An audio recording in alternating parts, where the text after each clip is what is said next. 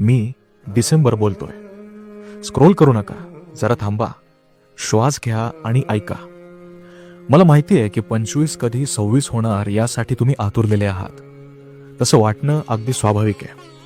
या वर्षात कित्येक संधी हुकल्या असतील, हातातून कित्येक हात सुटले असतील, जिवलग मित्र वेगवेगळ्या शहरात पांगले असतील, जुन्या जखमा चिघळल्या असतील आणि फुंकर घालायला तुमच्या खेरीज कोणीच नसेल.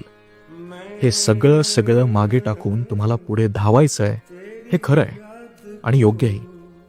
पण म्हणून येणाऱ्या वर्षात नवीन बंध, मित्रमैत्रिणी जोडताना दचकू नका.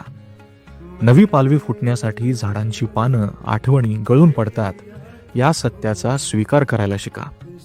नव्या चुका करा. कृतज्ञ माणसांमुळे सच्छील लोकांवर आवाजवी रुसू नका. कचऱ्याचा ढीगही आठवडाभरात आपली जागा बदलतो. तुम्ही तर सशक्त आणि देखणे स्त्री पुरुष आहात, याचा विसर पडू देऊ नका. वाचा, घराबाहेर पडा, नाटक सिनेमे पहा, रडा, भांडा, ओरडा आणि सगळ्यात महत्वाचं म्हणजे स्वतःकडे परतून यायला शिका. मंगेश पाडगावकर म्हणतात, कधी कधी सगळंच कसं चुकत जातं, नको ते हाती येतं, हवं ते हुकत जातं. अशा वेळी काय करावं? सुकलेल्या झाडाला न बोलता पाणी द्यावं. हेच कसब तुम्हा सर्वांना मिळो या सदिच्छेसह मी आपला